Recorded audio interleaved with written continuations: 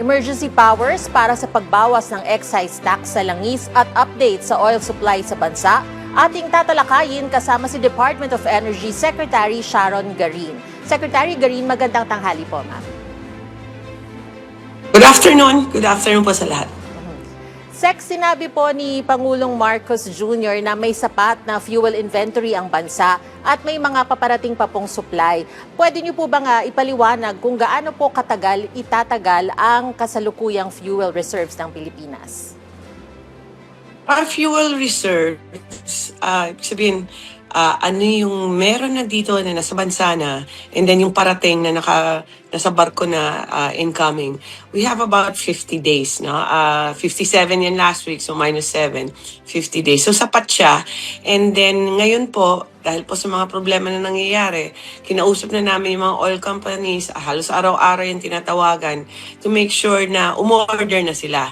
At hinihintay po namin yung report kung ilan na po yung may nakatanggap na ng panibagong order, and we're monitoring that. At the same time po, yung gobyerno mismo are also looking for other suppliers na para lang siguraduhin na pagkatapos ng 50 days na to, meron pong parating na po. Okay. Sex, ating pong kasamahan sa media na si Ms. Maki Pulido, may tanong po siya from GMA Integrated News. Based on today's trading, ano daw po ang expected na pagtaas sa presyo ng produktong petrolyo? Based on today's trading, unfortunately, I cannot compute kasi 5 days ang kailangan namin para mag-compute kung magkano yung magiging increase next week. Ang sigurado ko lang dyan, may increase talaga tayo for next week. Hindi ko makalma yung merkado eh. So, wala pa kaming calculation ngayon. Tsaka baka kung sabihin ko yung estimate, baka mali, So, there will be an increase. But I don't know how much yet. Sunod na tanong po ni Maki Pulido ng GMA News. Paki-explain po ang schedule ng tranches per week. Would it be 2 to 3 times a week po, for example? Tranches sa staggering, ibig sabihin? Yes po, sir. Opo, ang tranches kasi iba-iba. Hindi natin dinidiktahan ang mga companies. These are voluntary on their part. Nagpapasalamat ako sa mga oil companies. Pero yung tranches kasi may ibang companies na everyday sila nag-i-increase. Maliit, pero everyday. Meron ding company na nung Martes, 10 pesos, and then pagka Wednesday, kahapon, 10 pesos ulit. So, iba-iba siya. That's why we publish the rates, and kung ma-check lang nila, makita nila kung ano yung mga companies, yung mas gusto nila na scheduling. Okay. Sec, katulad nga po nung nabanggit nyo kanina at yung nabanggit din po ng Pangulo na naghahanap ang pamahalaan ng iba mapagkukunan ng langis bukod sa mga karaniwang supplier. Maaari niyo po bang ibahagi sa amin kung aling mga bansa o rehiyon ang tinitignang potential o alternative source ng fuel? Lahat po na bansa na pwede namin makausap. We're trying to work with Department of Foreign Affairs to contact all our embassies there and to make mag-touch base sa mga possible na mga suppliers. So iba-iba po, we can get from North America, South America, Australia, Europe, hanggang sa Africa, meron pa mga suppliers. At dito din po sa Asia, meron pa po tayong mga kaibigan dito ng mga na bansa or mga companies that are still willing to sell to us. So, many options pa naman. Presyo lang yung pag-uusapan. Pero meron po tayong mga alternatives po kung hindi natin makukuha sa fuel na based po sa Middle East. So, there are other options po. Sec, bukod po sa paghahanap ng alternatibong supply ng langis, may iba pa po bang pangmatagalang hakbang na tinitignan po ang DOE upang mabawasan ang dependency ng bansa sa imported fuel? Alam mo, ito yung napakaganda ng ngayong administrasyon. Kasi si President last year signed about 8 contracts for exploration for oil and gas. 8 po, isang bagsakan lang. This year, 6 na naman. At padami ng padami yan. It's gas, hydrogen, and oil. So, tapos pinasa na natin yung natural gas law. So marami pong hakbang ang ginawa po yung administration of President Marcos to make sure that we have yung hindi tayo dependent, like tulad ng nangyayari ngayon sa Middle East, wala tayong pakialam doon o hindi tayo part noon, but our fuel is affected and our electricity. So, ito po yung mga exploration, it takes time, siguro mga 5-10 years hanggang we reap the benefits, but yun yung kagandahan dyan, yung foresight ng presidente na yes, probably hindi siya pasasalamatan sa ngayong administration niya kasi hindi pa yan matatapos, pero the future generation will be more energy secured than us today. Alright. Kaugnay naman po, Secretary, ng emergency powers sa Pangulo para bawasan o suspindihin itong excise tax sa fuel. Sa perspective po ng DOE, gaano po kalaki ang may tutulong nito sa pagpapababa ng presyo ng petroleum products? Ang excise tax kasi, halimbawa sa diesel lang, is 6 pesos already. Hindi yan ganun kalaki compared sa increase ng fuel price natin. Pero it's tulong na rin yan, ano? Ang kagandahan kasi meron silang programa ngayon with DSWD, with DOTR na merong mga ayuda na ilalabas na, I think next week na, ano? Kung increase pa ng increase, another option is for the excise tax. Hopefully, Congress will agree and they will approve that by next week. Ang isa pang hakbang na we're trying to push with Congress is yung mga biofuels natin. Kasi maganda rin yung biofuels kasi hindi siya ganun kamahal kaysa sa langis, ano? So we have so many coconuts here and sugar cane. So kung kulang yan, mura pa namin sa ibang bansa. So those are options. So ano naman yan it's the foresight, no? Na nagpre-prepare tayo in case may kulang, at least meron tayong mga option. At in case umakyat pa, meron tayong option to lower the price of fuel. Sek, kung sakali pong maaprubahan ng emergency powers para sa excise tax, ano po ang magiging proseso o kondisyon bago po ito aktwal na ipatupad? Kasi kailangan yan may mataas talaga yung presyo ng langis. It has to be at $80 per barrel. Usually niyan mga 60 lang tayo. So ngayon, pumapatak na tayo sa $80 per barrel ngayon. And then there has to be we need to decide kung ano man ang kailangan na i-reduce, ano, kung 6 pesos man yan or 5 pesos or 4 pesos, hindi naman kailangan buo, ano. And then limited lang yan kung meron talagang increase ng presyo, tsaka kung bumaba na, hindi na siya kailangan, automatic din siyang natatanggal ang powers of the president. So it's a limited only for emergencies kung kailangan lang. So ito po is just a temporary relief kasi kung buo po yan, mga halos 200 billion din ang mawawala sa collection ng gobyerno at affected yung buong bansa, ang buong gobyerno natin, yung basic services, yung hospital natin, mga ayuda natin. So, kinakalibrate pa yan, kailangan calculate ng maayos kung magkano ba at kailan po ang i-reduce ang excise tax. Okay. Secretary, maibala ako ng bahagya, no? Since we cannot say, or it's too early to say kung matatapos o kung kailan matatapos itong sigalot sa gitnang silangan. With this being said, kung sakaling magtagal pa nga ito, ano pong ginagawa ng DOE o ano po yung mga hakbang na ginagawa ng Energy Department, katuwang ang iba pang agencies para masiguro na this won't be taken as an opportunity para po sa mga private companies na in terms of hoarding and manipulating of supply? Will you be conducting regular inspections? Yes, sir. Yes, sir. Tama ka dyan. Dapat naman talaga hindi tayo makakinabang sa problema natin ngayon, ano?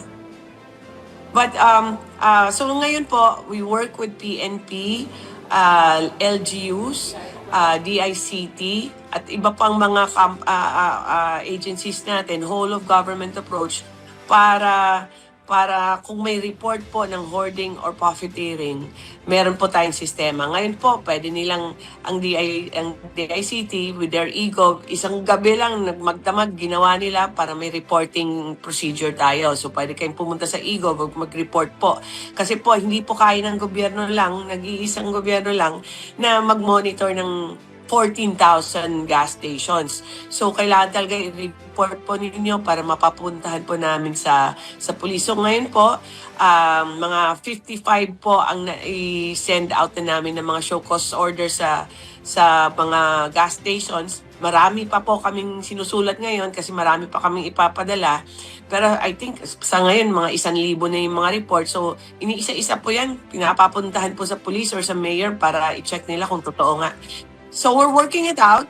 Mahirap na trabaho po ito, pero hindi po pwedeng namin pabayaan kasi naghihirap ang apektado dito. Yung mga consumers natin, yung mga ordinaryong drivers, tricycle drivers, jeepney drivers, sila po yung nagsasuffer. So we really have to monitor and be very strict about this. Secretary, may tanong po mula sa GMA News Desk. Ano daw po ang inyong opinyon sa mga panukalang batas na layong bigyang diin ng kapangyarihan ng Pangulo na suspendihin ang VAT sa mga produktong petrolyo? Suportado po ba ito ng DOE?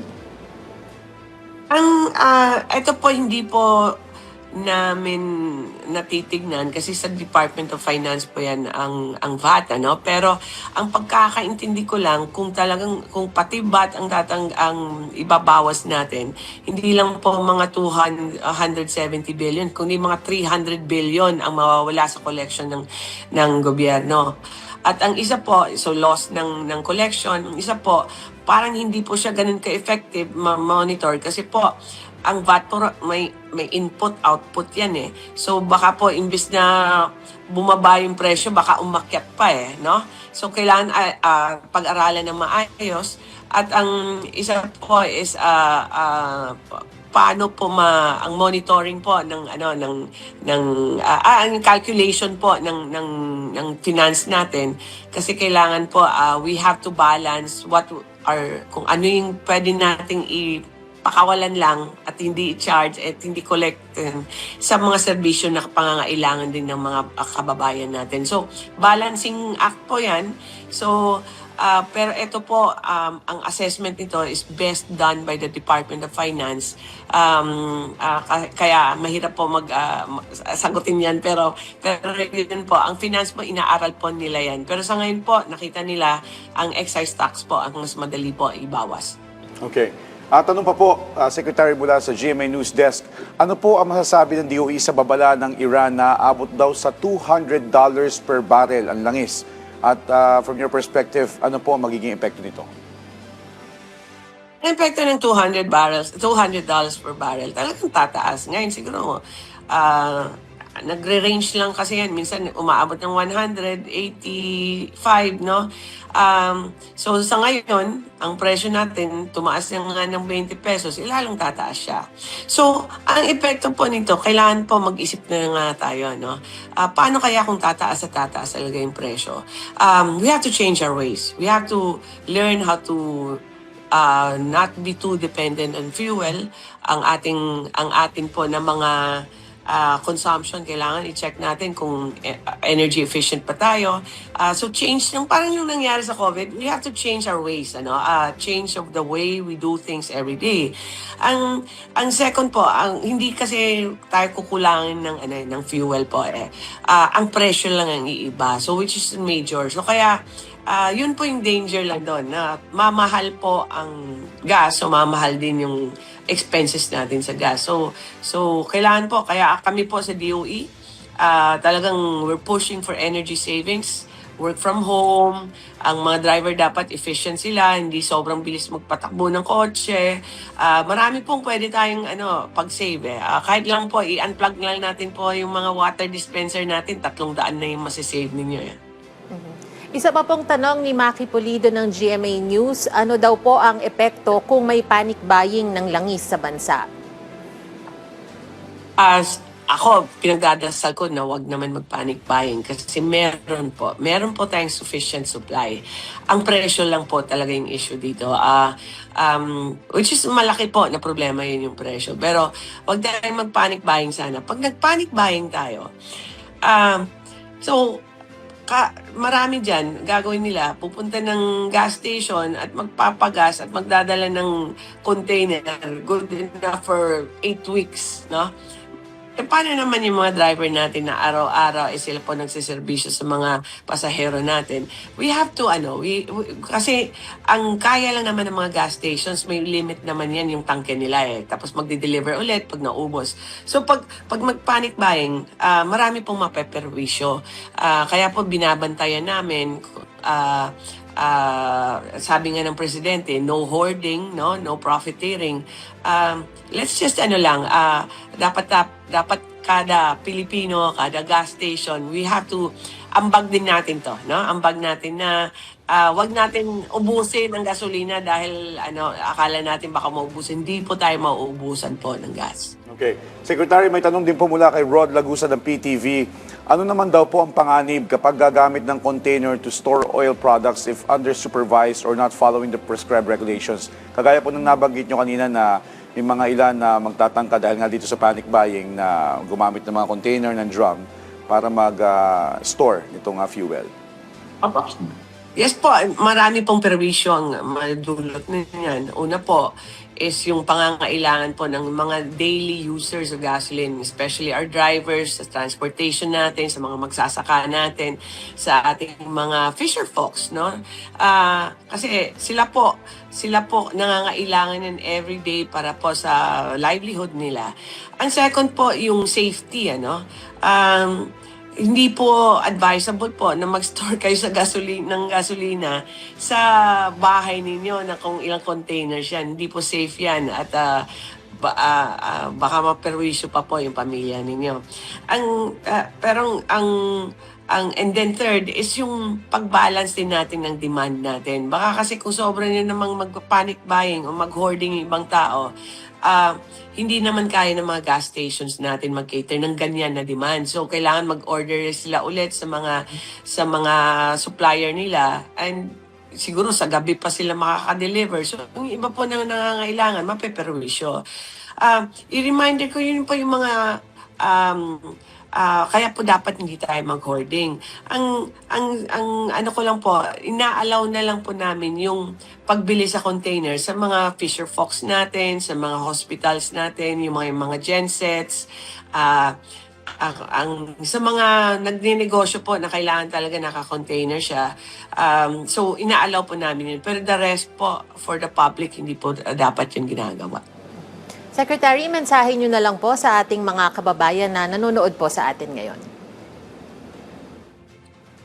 Thank you po at inutusan po talaga kami ng presidente last week pa na kailangan po iproteksyonan po ang kababayan natin sa possible increase ng electricity rates natin at siguraduhin po na may fuel tayo. Yun po kasi po gusto niya po na hindi maperwisyo ang mga kababayan natin dahil sa gulo doon sa Middle East. And all of the agencies are all working hard, hindi lang po DOE, lahat po na mga agencies ay tumutulong po para maayos to. And I hope sana each and every Filipino may ambag din that let's keep calm and stay in order, walang hoarding, walang profiteering. At kung meron po kayong nakita po, report it to us lang through eGov. Salamat po sa lahat. I hope, let's pray that this problem will be solved soon enough. Salamat po. Magandang hapon po. On that note, maraming salamat po sa inyong oras, Department of Energy Secretary Sharon Garin.